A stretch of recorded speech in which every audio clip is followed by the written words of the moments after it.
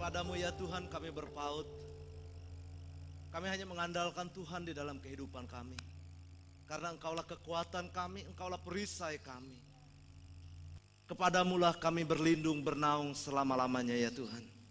Terima kasih ya Bapa di sorga. Di pagi hari ini kami bersama-sama akan belajar dari kebenaran firman-Mu yang akan menuntun kami kepada kehidupan.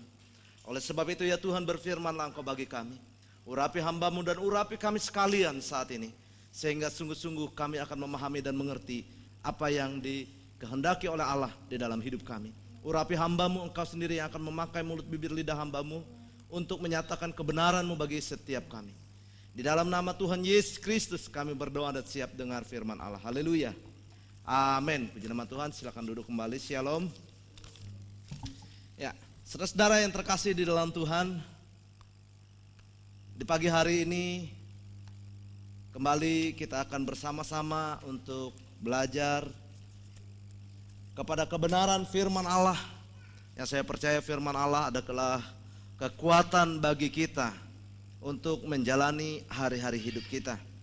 Saudara-saudara yang terkasih, di minggu yang lalu saya menyampaikan kebenaran firman Tuhan. Apa yang dikehendaki oleh Allah dalam situasi saat ini, yaitu Tuhan menghendaki kita memberikan yang terbaik bagi Tuhan, untuk kita sungguh-sungguh mengasihi Tuhan Allah dengan segenap hati, dengan segenap jiwa, dengan segenap akal budi, dan dengan segenap kekuatan kita. Karena waktu-waktu ini Tuhan menyuruh kita ada di rumah saja. Jadi lebih banyak waktu kita untuk kita berikan kepada Tuhan, memberikan yang terbaik bagi Allah kita. Puji Tuhan. Saudara-saudara yang terkasih di dalam Tuhan, hari ini saya mengajak kita kepada satu firman yang memberikan nasihat bagi kita bagaimana kehidupan kita ketika kita menghadapi berbagai macam hal. Tema kita adalah never give up, pantang menyerah. Kita tidak menyerah dengan situasi, kita tidak menyerah dengan kondisi yang ada. Karena untuk sementara waktu kita tidak boleh berkumpul banyak orang di dalam satu perkumpulan. Artinya kita hanya memiliki perkumpulan kecil, yaitu di rumah kita masing-masing. Nah, jadi ada satu nasihat yang diberikan, ada satu kebenaran, sesuatu yang terjadi ketika Paulus sendiri dalam pelayanannya kepada Timotius, saudara-saudara. Di dalam 1 Timotius pasal 3 ayat 14 hingga ayat yang ke-16, dengan perikop jemaat Allah, dasar dan penopang kebenaran. Semuanya itu kutuliskan kepadamu, walaupun kuharap segera dapat mengunjungi engkau. Jadi jika aku terlambat, sudahlah engkau tahu bagaimana orang harus hidup sebagai keluarga Allah, yakni jemaat dari Allah yang hidup, tiang penopang dan dasar kebenaran. Dan sesungguhnya agunglah rahasia ibadah kita. Dia yang telah menyatakan dirinya dalam rupa manusia, dibenarkan dalam roh, yang menampakkan dirinya kepada malaikat-malaikat, diberitakan di antara bangsa-bangsa yang tidak mengenal Allah, yang dipercayai di dalam dunia, diangkat dalam kemuliaan. Saudara-saudara yang terkasih di dalam Tuhan, ketika itu situasi yang terjadi antara Paulus dan pelayanannya yang dia arahkan kepada Timotius. Nah, saudara-saudara yang terkasih, kita maklumi bahwa kebergantungan orang kepada hal yang sudah biasa. Nah, tetapi apa yang terjadi jikalau hal itu menjadi sebuah tantangan seperti kita hari ini? Kebiasaan kita adalah di dalam ibadah raya kita berkumpul bersama-sama dalam pujian, penyembahan, sorak-sorai kita. Tetapi hari ini kita dipaksa untuk tidak berkumpul dalam perkumpulan banyak. Nah, situasi itu juga yang dialami ketika Paulus tidak bisa mengunjungi Timotius. Ketika tidak bisa mengunjungi dan dikatakan jika aku terlambat,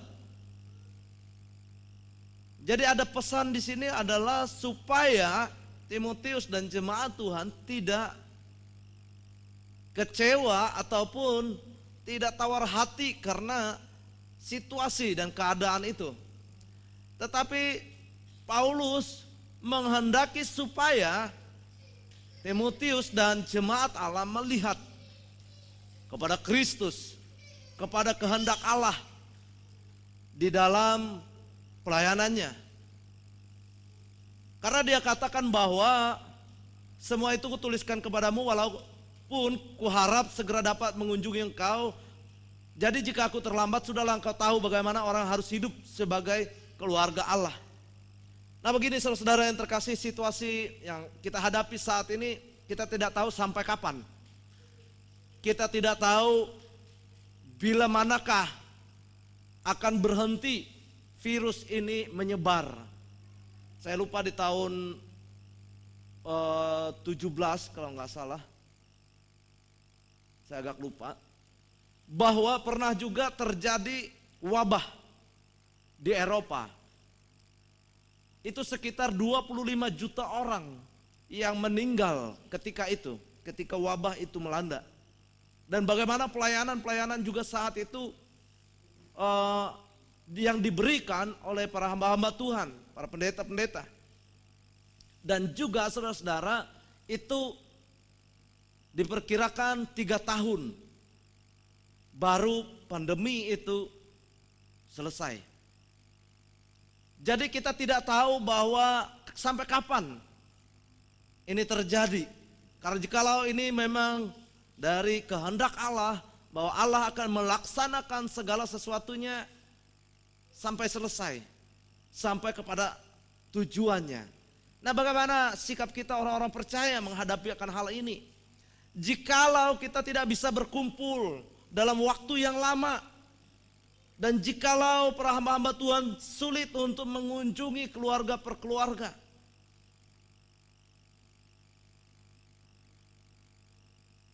apa yang harus dikerjakan dan dilakukan? Saudara-saudara, yang pertama adalah dikatakan firman Tuhan di dalam Matius 18 ayat 20 itu mengatakan, sebab di mana ada 2 atau 3 orang berkumpul dalam namaku, di situ aku ada di tengah-tengah mereka. Nah saudara-saudara yang terkasih di dalam Tuhan, ketika firman ini dinyatakan bagi kita adalah ketika kita beribadah di rumah bersama dengan suami, istri ataupun anak-anak kita, di mana kita sepakat bersama-sama untuk memuji, memuliakan nama Tuhan, maka Tuhan hadir. Yang terpenting adalah di mana Tuhan hadir di dalamnya. Dikatakan di bagian lain juga adalah bahwa tubuhmu adalah bait Roh Kudus. Bahwa dimanapun engkau ada dan bersama-sama dengan keluargamu untuk memuji dan menyembah Tuhan, Tuhan hadir. Itu yang pertama yang harus kita sadari, yang harus kita kuatkan di dalam kehidupan kita. Lalu saudara-saudara yang terkasih, di bagian lain firman Allah katakan begini, kemungkinan kalau itu pun terjadi, saya hanya membawa kita kepada satu pandangan untuk bersiap-siap. Satu kali lagi aku akan menggoncangkan langit juga. Itu di dalam Ibrani. Nah, jadi saudara-saudara, ketika langit juga digoncang, saudara. Hari ini saudara bisa mengikuti ibadah dari YouTube, mengikuti banyak hal khotbah-khotbah atau kebenaran firman Tuhan dari internet. Saudara bisa bayangkan maksud saya kalau Tuhan menggoncangkan langit juga. Tidak ada lagi internet, tidak ada lagi YouTube dan lain sebagainya, saudara-saudara. Saudara nggak bisa lagi bergantung dengan ibadah atau khotbah yang seperti ini yang saudara bisa simak dari YouTube.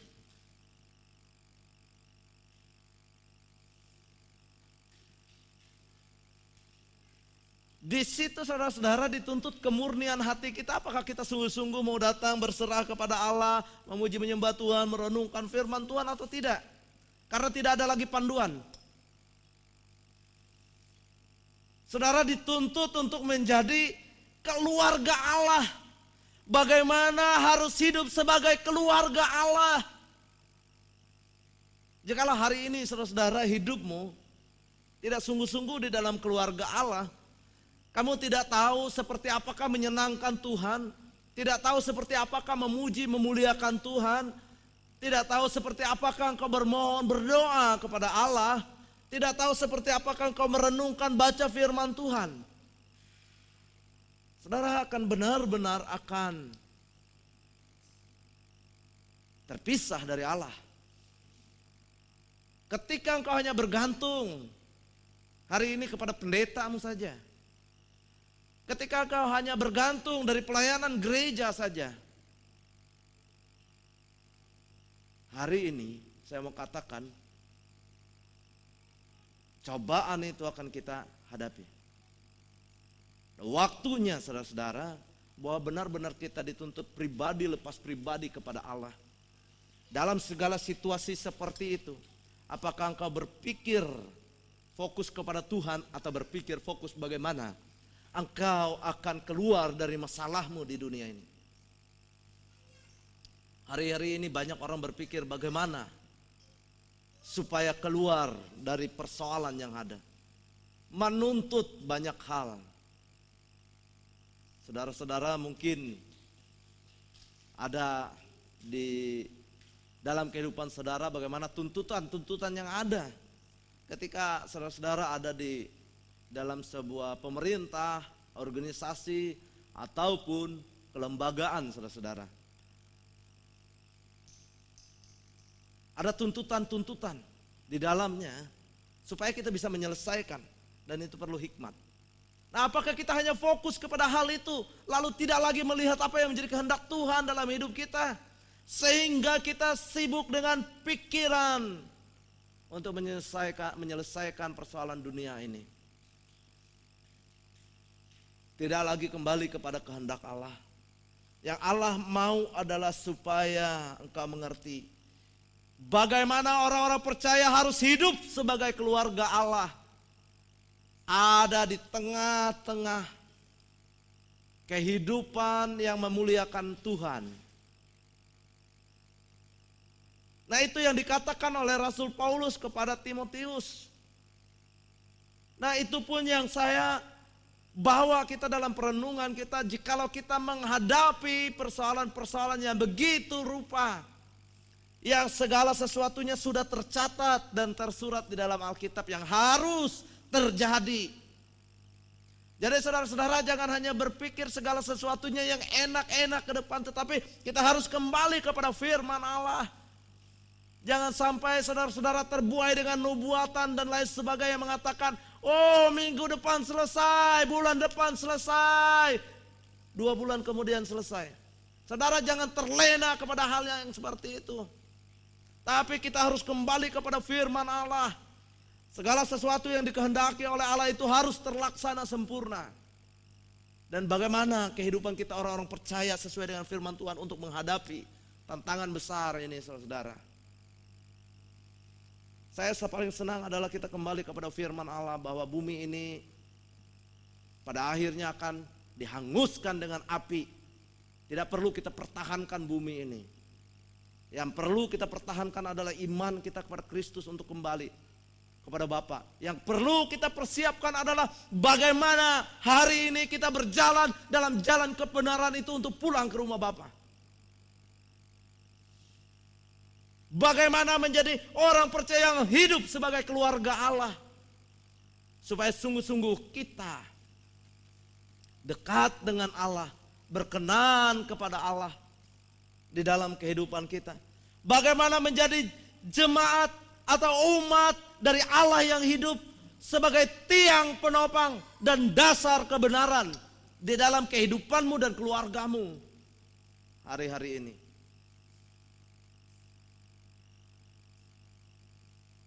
Saudara, saya membawa kita hanya kepada kebenaran, kepada firman. akan terjadi di hari-hari terakhir kesukaran firman Allah. Jadi kalau ada orang katakan, oh semua segala sesuatunya akan baik-baik saja, saya pikir itu bertentangan dengan firman Tuhan.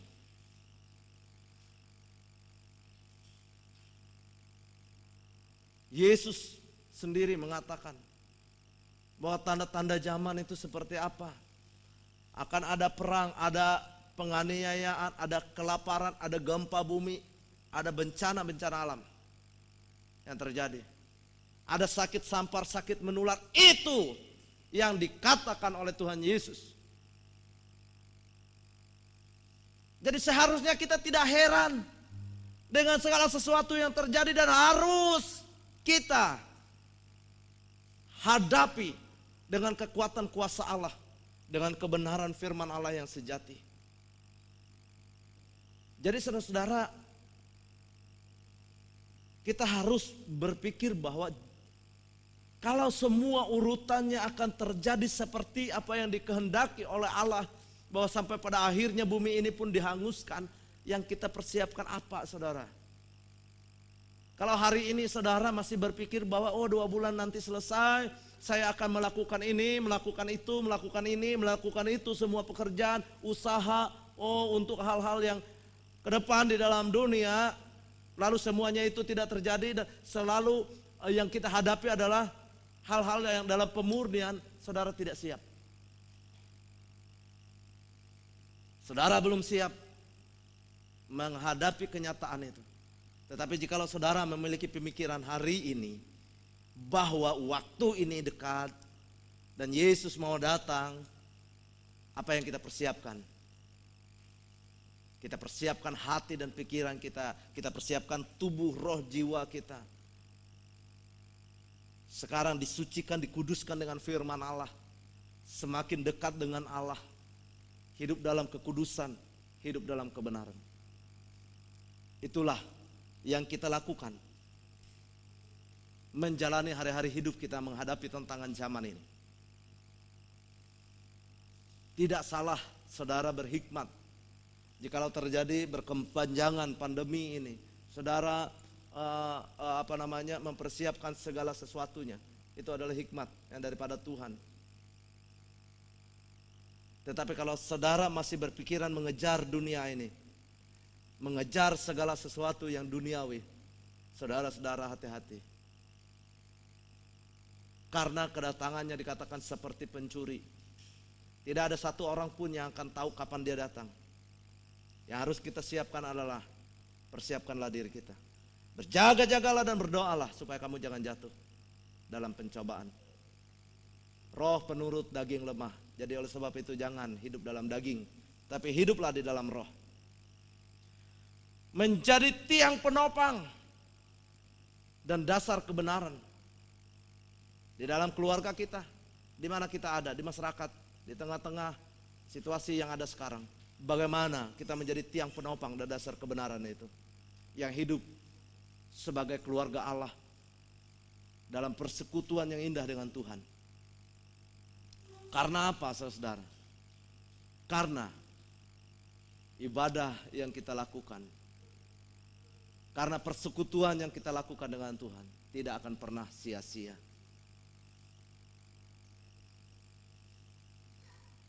Lalu saudara-saudara, yang terakhir di dalam ayat yang ke-16 dikatakan, dan sesungguhnya agunglah rahasia ibadah kita. Kenapa begitu mulianya ibadah kita itu? Ketika kita mempersembahkan tubuh kita sebagai persembahan yang hidup, yang kudus dan yang berkenan kepada Allah, sebagai ibadah kita yang sejati kepada Allah, di situ sesungguhnya kita sedang meyakini kebenaran firman itu. Ketika kita bersungguh-sungguh untuk menyerahkan seluruh totalitas hidup kita kepada Tuhan, maka kita akan mendapatkan rahasia dari ibadah yang kita lakukan. Jadi ibadah bukan ibadah yang hanya biasa-biasa saja.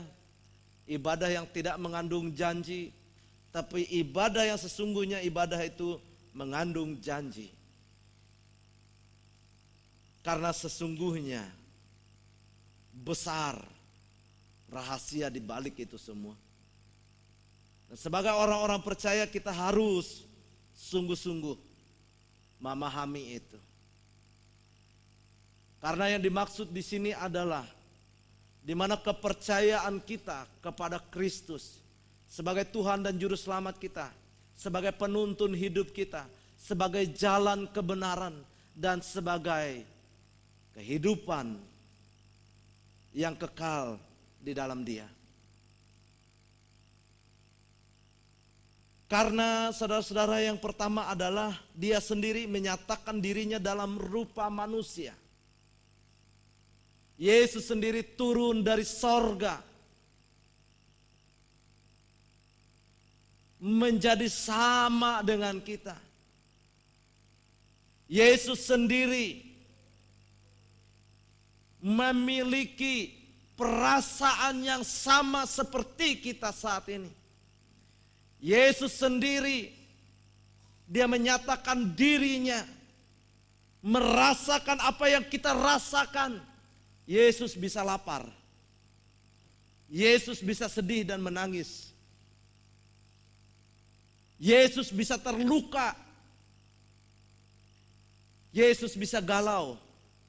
Itu membuktikan bahwa Dia sebagai manusia yang sama. Dan Dia membuktikan bagaimana Dia menjadi manusia seperti kita, yang tidak berbuat dosa, yang hidup dalam kebenaran. Maka Dia katakan, akulah jalan kebenaran. Itu dibuktikan dari seluruh kehidupan. Ketika Dia dipukul, ketika Dia dihajar, ketika Dia dihina, dicaci maki, tidak membalas. Ketika Dia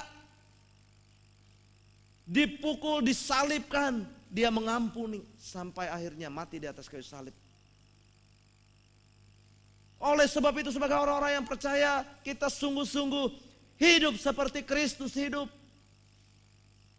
Karena Dia manusia biasa yang dinyatakan. Dia nyatakan sendiri ketika Dia ada di tengah-tengah dunia ini. Jadi ketika Yesus bisa, para pengikutnya harus bisa. Amin. Itulah yang dimaksud Dia yang telah menyatakan dirinya dalam rupa manusia.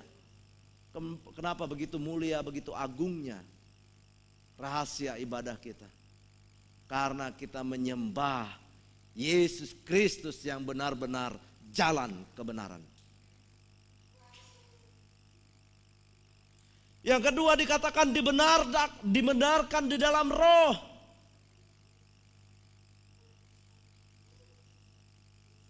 Di dalam Roma pasal yang pertama ayat 4 katakan begini. Dan menurut roh kekudusan dinyatakan oleh kebangkitannya dari antara orang mati, bahwa Ia adalah anak Allah yang berkuasa, Yesus Kristus Tuhan kita. Dibenarkan dalam roh. Karena terbukti Dia telah bangkit di hari yang ketiga membawa kehidupan. Kehidupan baru. Kita orang-orang percaya. Lalu yang ketiga, Ia menampakkan diri kepada malaikat-malaikat. Diberitakan di antara bangsa-bangsa sampai hari ini. Diberitakan ke seluruh dunia, di segala penjuru, di segala pelosok, di antara bangsa-bangsa di dunia ini. Begitu luar biasa dahsyatnya Dia. Karena sungguh hanya di dalam Dia ada keselamatan. Dipercayai di dalam dunia.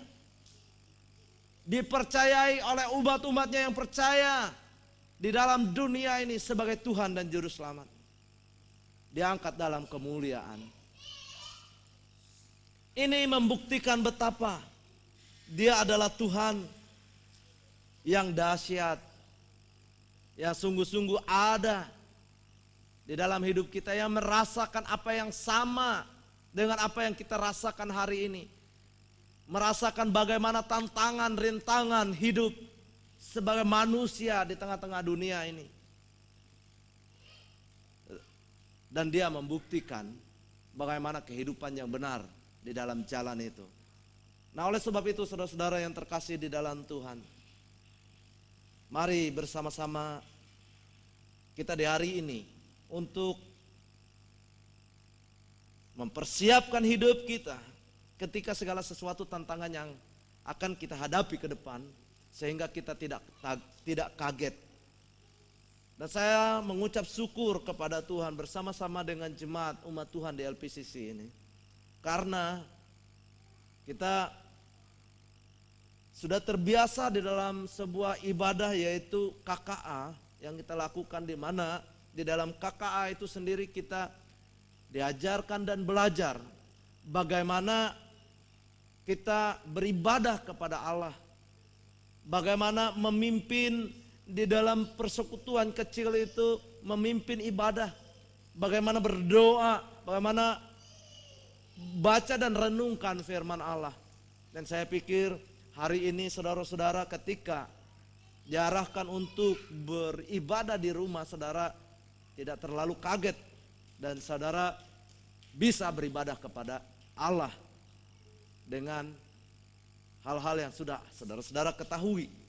Nah, jadi oleh sebab itu saudara-saudara yang terkasih, mari kita terus membangun kehidupan kita untuk terus beribadah kepada Tuhan dengan benar, memuji memuliakan Tuhan dengan takut akan Dia, dan kita hidup sebagai keluarga Allah.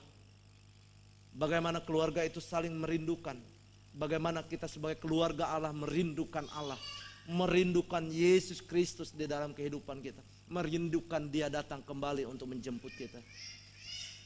Bagaimana kerinduan itu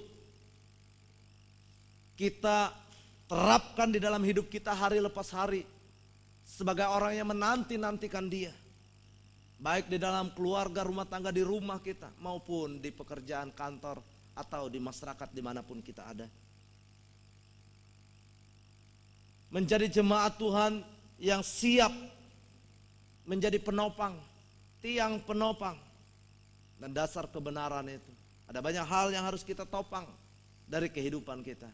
Ketika kita tidak lagi mementingkan diri sendiri, tetapi mementingkan kepentingan Kristus. Karena kita milik Kristus. Bagaimana kita harus memiliki pikiran hati yang sama seperti Kristus. Memiliki hati yang penuh dengan belas kasihan. Itulah yang dikehendaki oleh Allah untuk kita lakukan dan kerjakan di hari-hari, di masa-masa ini, saudara. Sekali lagi saya mengajak kita fokuslah kepada kehidupan kita. Kita persembahkan kepada Tuhan.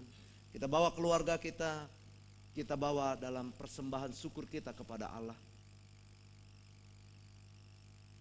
Jangan terlalu ribut dengan situasi dunia ini yang memang harus tetap akan berjalan dan harus dihadapi.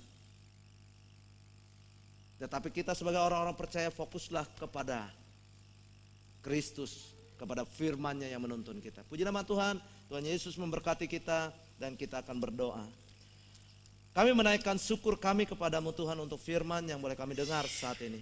Kiranya Roh Kudus yang terus bekerja di dalam kehidupan kami, Roh Kudus yang akan berbicara terus dalam hati kami, Roh Kudus yang menuntun, memimpin, membimbing kami dalam jalan kebenaran ini.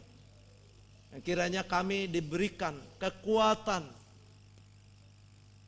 dan kuasa dari Allah sendiri untuk kami kuat, teguh, kokoh menjadi pelaku-pelaku kebenaran di tengah-tengah dunia yang saat ini dalam kegoncangan. Tuhan, kiranya menetapkan setiap langkah-langkah kami untuk kami semakin hari semakin mengerti, memahami apa yang menjadi kehendak Allah dalam hidup kami, sehingga kami tidak keluar jalur, tetapi kami tetap ada dalam rel kebenaran itu. Kami tetap ada dalam langkah kebenaran menuju kepada kesudahan, menuju kepada segala akhir. Dan Tuhan tolong kami. Kiranya hidup kami diberikan kekuatan, kemampuan untuk tetap melakukan apa yang benar, berpikir apa yang benar, memiliki hati yang benar kepada Kristus. Tuhan tolong kami. Tanpa Roh Kudus kami tidak mampu, tidak kuat. Tetapi kami percaya kekuatan kami ada di dalam Roh Kudus yang akan membawa kami kepada hikmat Allah. Terima kasih ya Tuhan, diberkatilah kami semua, diberkatilah umat-umat-Mu yang mendengarkan firman ini. Sehingga kami diberkati dengan kekuatan kuasa dari tempat yang maha tinggi untuk menjalani kehidupan kami di bawah kolong langit ini. Terima kasih ya Bapa di sorga, di dalam nama Yesus kami berdoa bersyukur. Haleluya, haleluya, amin. Firman Tuhan, Tuhan Yesus memberkati. Selamat hari Minggu. Kita percaya bahwa Tuhan kita ajaib yang sanggup untuk memulihkan keadaan kita. Kita percaya di akhir ibadah ini juga Tuhan kita yang dahsyat akan turun tangan untuk memberkati kita. Sebelum kita menerima berkat Tuhan, saya mengundang semuanya kita bangkit berdiri dan kita menaikkan pujian, keyakinan iman kita kepada Allah. Dan setelah itu kita akan mengakhiri ibadah ini menerima berkat-Nya. Aku percaya Tuhanku ajaib.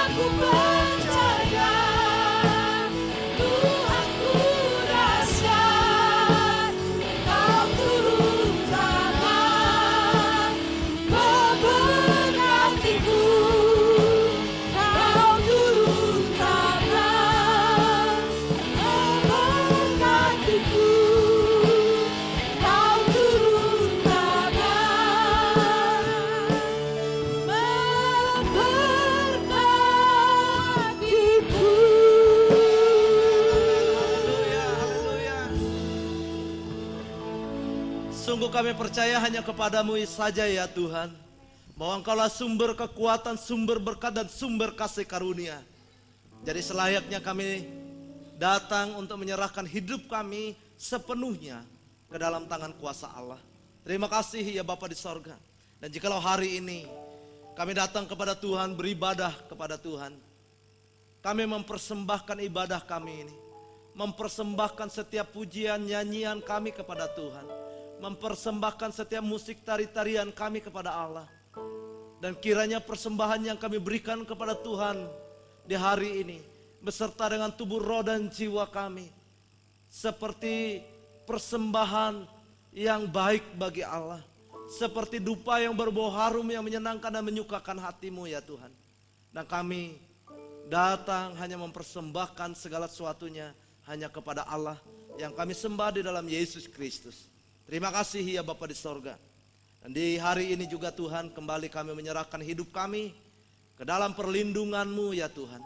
Kami menyerahkan hidup kami sepenuhnya ke dalam penyertaan-Mu. Kami menyerahkan hidup kami sepenuhnya ke dalam kekuatan kuasa-Mu ya Tuhan. Dan kiranya kami diberkati dengan kekuatan kemampuan yang dari sorga, untuk kami melakukan apa yang benar, apa yang berkenan kepada Allah. Tuhan kiranya memberkati kami dengan keteguhan, iman dan percaya kami. Tuhan kiranya memberkati kami dalam segala hal yang kami perlukan dan butuhkan selama kami ada di tengah-tengah dunia ini. Tuhan kiranya memberkati setiap keluarga dan rumah tangga kami. Kiranya Tuhan memberkati setiap usaha, pekerjaan, tugas dan tanggung jawab kami.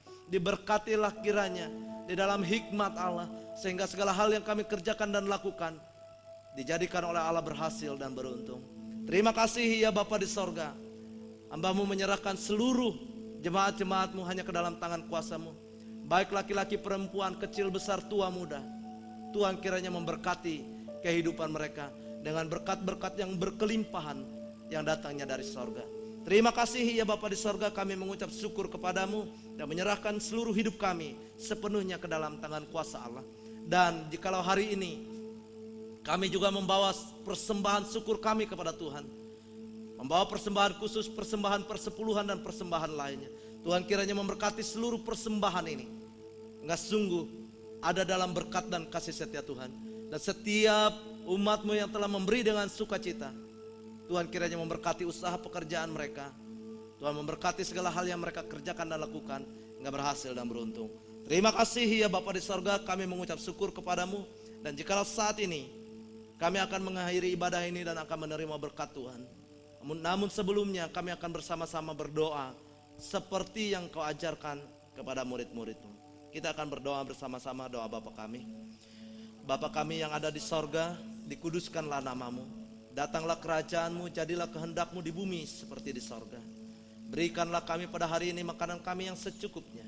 Dan ampunilah kami akan kesalahan kami, seperti kami juga mengampuni orang yang bersalah kepada kami. Dan janganlah membawa kami ke dalam pencobaan, tetapi lepaskanlah kami daripada yang jahat. Karena Engkaulah yang punya kerajaan, kuasa dan kemuliaan sampai selama-lamanya. Angkatlah kedua tangan-Mu dan terimalah berkat Tuhan. Haleluya, haleluya, ya Allah papa papa. Oh, ikarala papa, oh ikarala papa papa. Haleluya. Tuhan memberkati engkau dan melindungi engkau. Tuhan menyinari engkau dengan wajahnya dan memberi engkau kasih karunia. Tuhan menghadapkan wajahnya kepadamu dan memberi engkau damai sejahtera. Kita terima berkat ini di dalam nama Bapa, Putranya Yesus Kristus, dan di dalam persekutuan Allah Roh Kudus. Mulai dari saat ini sampai Maranatha, Yesus datang kali yang kedua menjemput kita orang-orang percaya. Sama-sama saya katakan, amin. Ibadah kita selesai. Tuhan Yesus memberkati dan selamat hari Minggu.